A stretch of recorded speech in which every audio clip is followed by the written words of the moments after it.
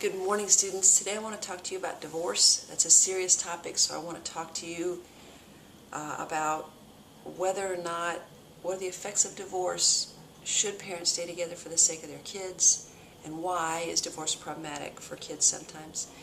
As I'm talking, I want you to know, I know some of you are divorced. I get that. I know some of you are from divorced families. I know there's a wide range of opinions about divorce. I get that, so try to understand, I'm just giving you research. I'm not talking negatively about you. I'm not talking negatively about your family. I'm just trying to share research. Personally, I'm not divorced, but personally I'm from a divorced family. I grew up with a family of, there's 6 of us kids, and my parents got divorced when I was 16. It was a very difficult time, okay? So, I feel like that's important to know. I feel like it's kind of probably important for you, for us as psychologists or whatever career you're going into, to sort out what's my own feelings, what's the research say. Okay, now let's talk about divorce. What we know from a divorce is that kids, a good number of kids, a significant number of kids, show a number of behavioral problems after the divorce, and years longer. But I'm going to say something good about that in a minute, so just hang on for a second. So kids who are from divorced families show more internalizing problems, more externalizing problems. They're more involved in delinquent activities. They're more likely to have lower grades, more likely to have earlier sexual activity, cohabitation, get married earlier, more likely to have a whole range of adjustment problems and relationship problems.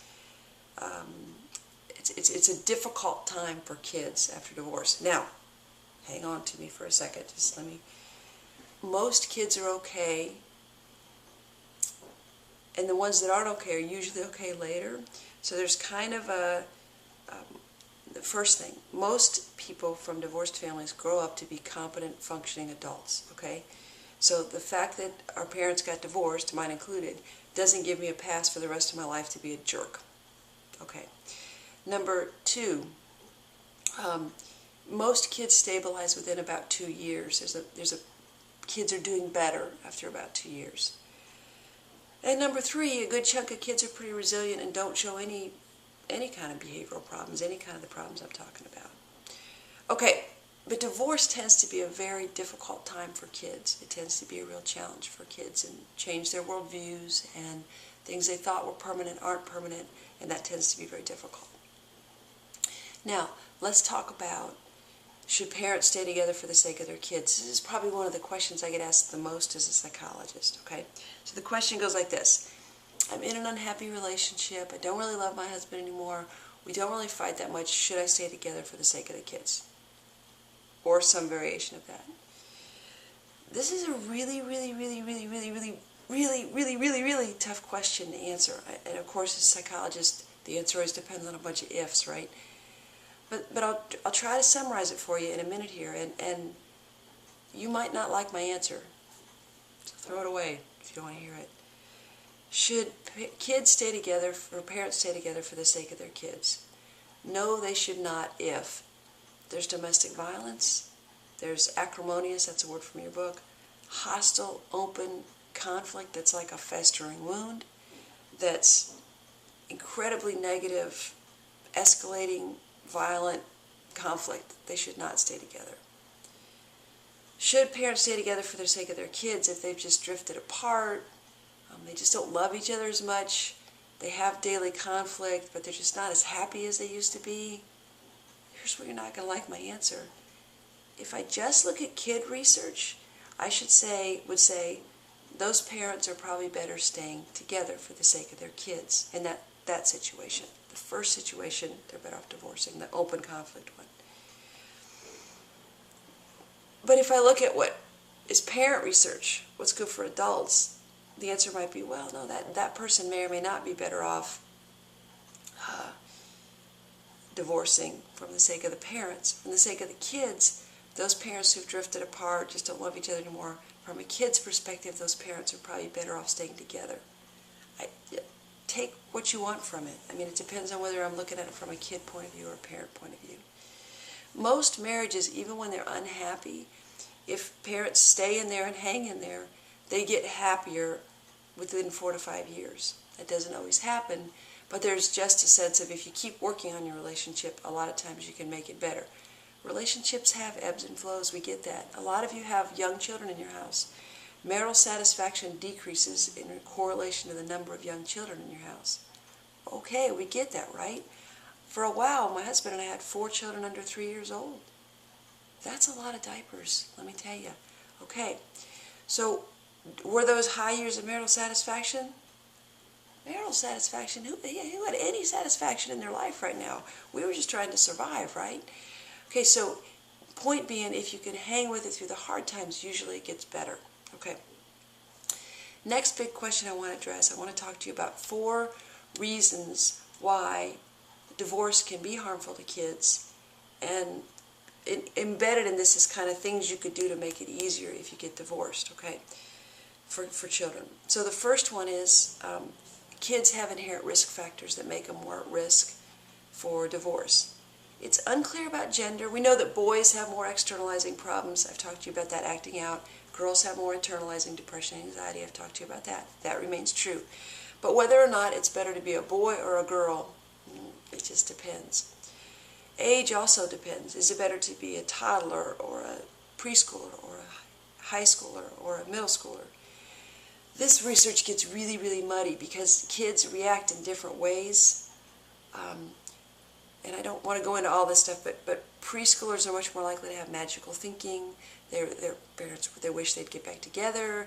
They're going to create scenarios where they get back together. They're much more likely to blame themselves. Middle school kids are more likely to have school problems. Adolescents are much more likely to have relationship problems. It just depends on a host of factors, so there's no one age that's better or not. The exception may be it may be better if you divorce or break up with the baby's dad or mom when the baby's tiny, okay, a tiny, tiny kid who would have no memory of, there's no memory of mom and dad living together. Kids who are, so gender seems to be mixed, age seems to be complicated. Kids, we know that kids who are doing worse before the divorce in terms of behavior fare worse after. Okay, we get that. Race differences, it's too complex of a picture. In white families, having a stepfather brought in or a stepmother brought into the picture seems to prolong the adjustment period. In some African American families, having a step-parent brought in seems to make the adjustment go better. There's a correlated factor, it's probably social economic status, we'll talk about that in a minute. That is because more African American families are experiencing poverty, so the presence of that second adult stabilizes in terms of socioeconomic status. I'm not saying all black families are poor. I'm not saying all white families don't have poverty problems. Don't hear that. But there's a moderator variable in terms of race and socioeconomic status.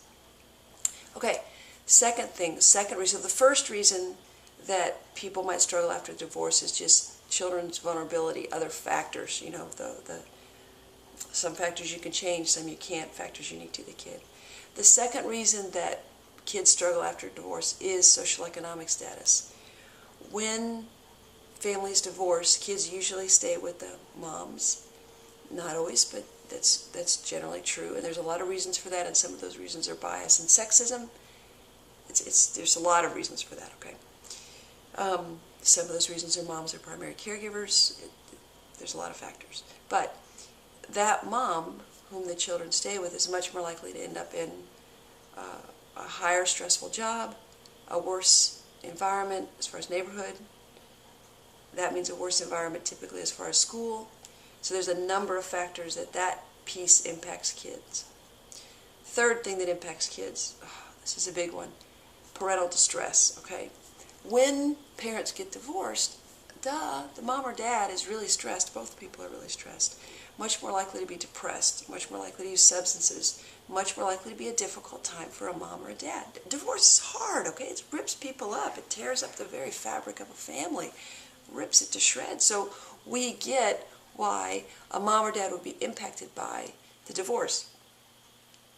So what happens is that some of the things that make for good parenting, which is not mental health problems, not substance abuse, putting the kids first, making sure there's a regular schedule, go out the window, okay? So when parents are super stressed, when they have all these other problems, they sometimes have a diminished capacity to parent. If somehow you can hang in there with your kids and be an authoritative, remember that word from the literature earlier on, parent, and still set limits and still give lots of love to your kids, you greatly increase the chances that your kids are going to be okay. So that's a huge thing to know, just to hang in there with, be the best parent you can be, even though life is crumbling around you. Fourth thing, as far as what matters, and this is the last thing, I know you're probably tired of listening to me. Fourth thing that matters is family processes. Okay, so I told you about the thing about whether you should get divorced or not is that conflict piece. So the thing about that helps with adjustment afterwards is that conflict piece. Okay, so what I mean by that is, to the extent that you can keep the conflict down after the divorce, your kids are going to fare better. So if you badmouth the other person, I don't care how bad they were, if you badmouth the other person, you put your kids more at risk. You got to remember this, people. Half your kid, half of your child genetically is that mom or that dad. So if you say to that child, your dad's a worthless piece of doo-doo, you're saying to that kid, half of you is a worthless piece of doo-doo. I don't care if he or she is a worthless piece of doo-doo. Keep it to your girlfriends or your boyfriends or somebody else, but don't put your kids in the middle.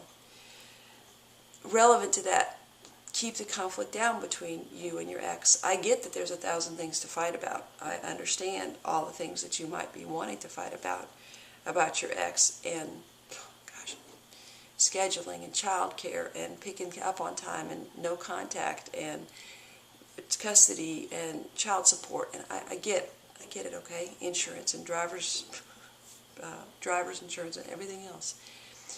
The extent to which you don't argue in front of your kids, the extent to which you keep the conflict down, helps your children recover after a divorce. Likewise, don't put your kids in the middle. Don't say, take this to your dad, tell your dad this, take this to your mom, tell your mom this. Mom and dad need to have enough of a decent relationship to talk directly to one another. What I'm saying is, and you're going to say, like, right, the more that you can have open, positive, good communication between the two divorcing people, the better off the kids are. And I know what you're thinking. If we could have had open, good communication, we wouldn't have divorced in the first place. I get that. But what I'm saying is, the more that you can do that, the better off your kids are going to be, even if that's hard for you some days.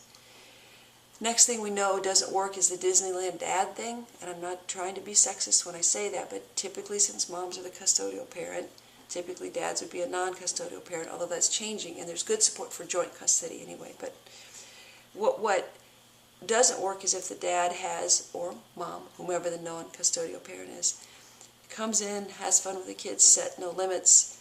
The rules are different at moms and dads. That tends to not work out for kids. So we need there to still be good co-parenting, even though there's a divorce. And I understand that that's very difficult. Those are the things, though, that make a difference for kids. So now you know about divorce. I get that it's a complicated problem in our society. I get that there's a lot of reasons people divorce.